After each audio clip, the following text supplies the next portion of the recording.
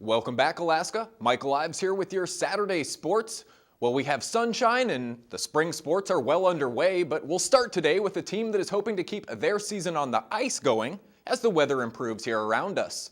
Now, with Mike Schultz talking earlier about health, it reminds me of my own personal quest to relieve some stress in my life and to be a generally healthier person. The Fairbanks Ice Dogs, however, are not at all helping me along my journey. Last night's Game 4 on the road in Wenatchee proved only one thing. This team really loves to make us sweat. Tired legs will be the story for tonight's Game 5. Now, after the Wild and Ice Dogs would take it into overtime in Game 4, not just overtime, but 3 overtime periods before it was all said and done.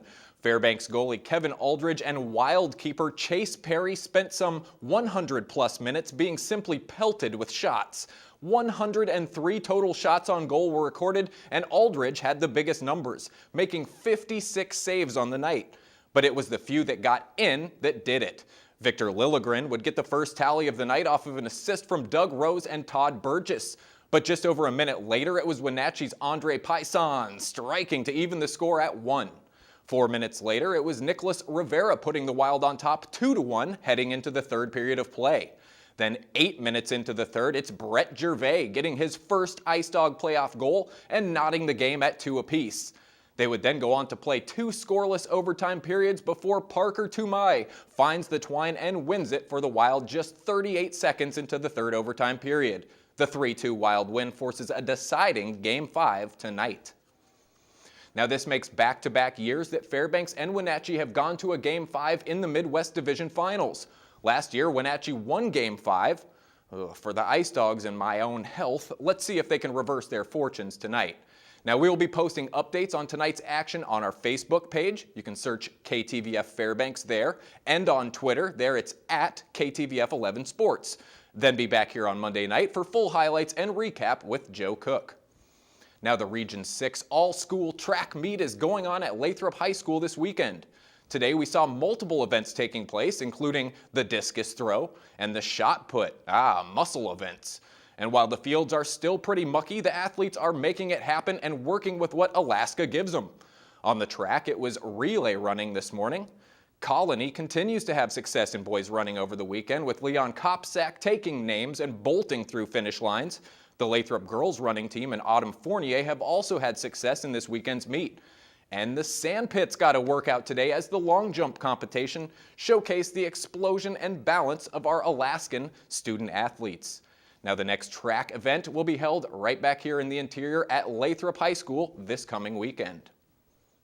And sticking with prep sports, we look down to the Anchorage Bowl, where the Hutchison and West Valley soccer teams are in action this weekend. Now, the Hutch boys and girls squared off with the Grace Christian Grizzlies last night and would split the pair. The Lady Hawks were able to battle to a 2-2 tie with Grace Christian. Goals from Alexa Rathburn and Katie Hopper had Hutch up early in this one before the Grizz clawed their way back even in the second half.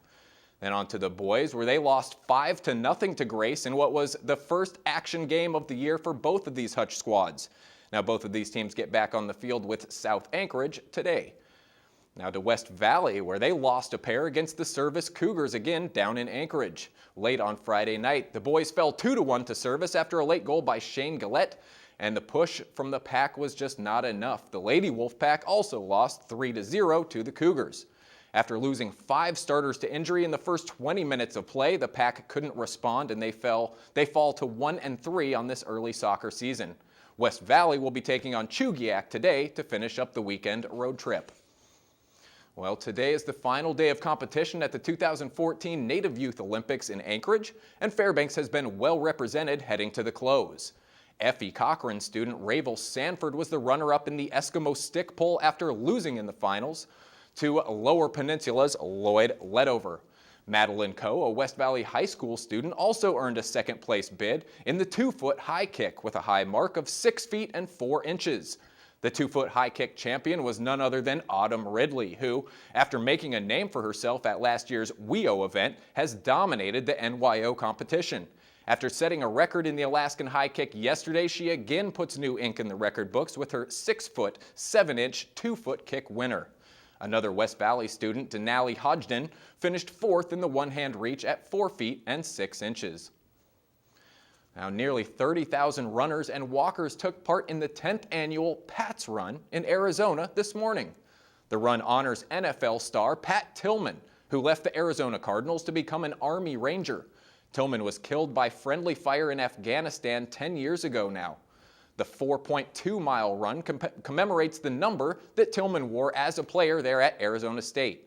Proceeds from the race go to the Pat Tillman Foundation, and his foundation has awarded nearly 300 college scholarships over the past decade now. The race started and finished at his alumnus ASU's Sun Devil Stadium. And that'll do it for sports tonight. Have a great weekend. Enjoy this fantastic weather. And don't forget, for more sports and for your Ice Dog updates tonight, connect with KTVF Sports on Twitter. Again, it's at KTVF11 Sports, or on Facebook, it's KTVF Fairbanks. Keep on keeping on, Alaska. Stick around for Mike Schultz and your full weather forecast. That's coming up next.